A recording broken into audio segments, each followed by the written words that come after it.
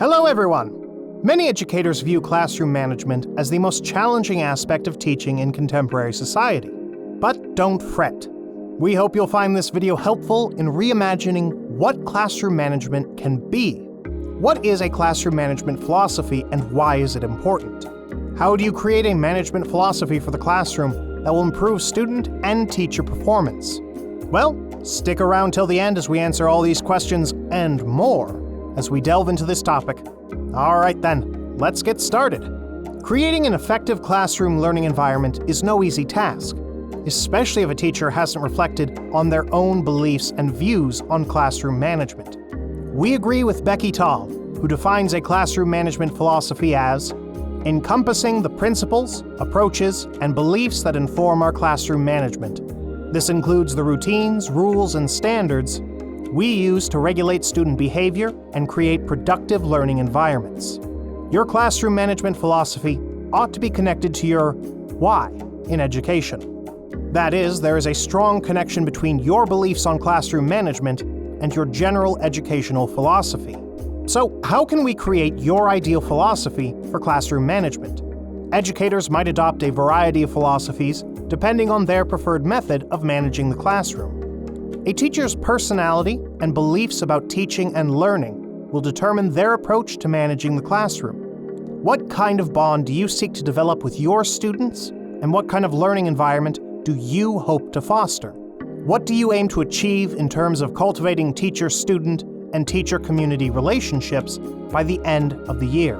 When creating a philosophy for classroom management, teachers must ask themselves these questions as a starting point.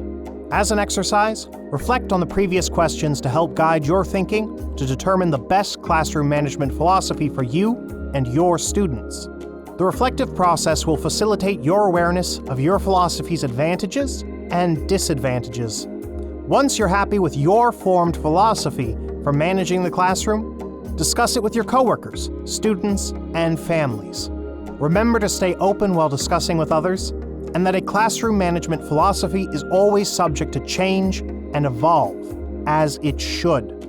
Matthew Lynch provides educators with wonderful questions to reflect on in shaping their classroom management philosophy. Firstly, educators should reflect on their beliefs about students. As an educator, you need to ponder on your beliefs about students. Like, do I believe that students can learn self-control? Or do I believe that they must be controlled and disciplined? Do students need to be shaped and conditioned to behave appropriately, or are they troublesome by nature? And how do I feel about giving students some responsibility? Should I consider them my equals or my responsibilities? Secondly, educators should reflect on their beliefs about teachers' roles. You also need to wonder about your role as a teacher. Like, what kind of teacher do I want to be? A strict one or a lenient one? Should I decide the rules for my class, or should I consult with my students first? Do I just want to guide my students, or should I enforce discipline through punishments? Thirdly, educators should reflect on their beliefs about managing the classroom.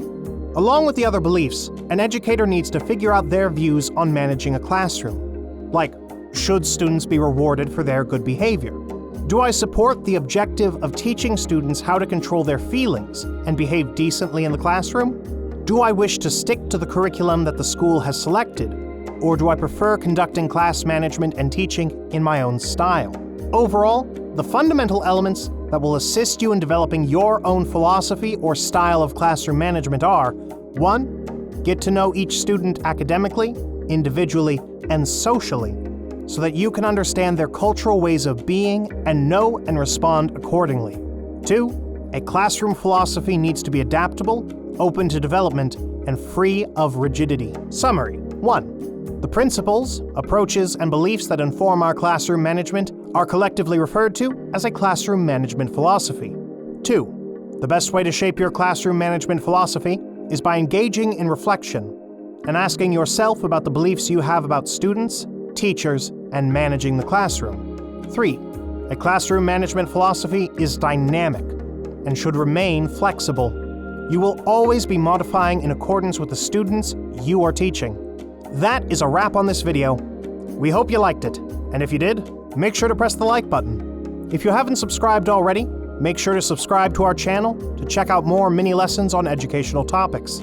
Tell us, what are key points you envision in your classroom management philosophy? Plus, if you have any questions or comments regarding this topic, make sure to write them in the comments section below. Thank you for your service, educators. Until the next time, adios. Bye-bye.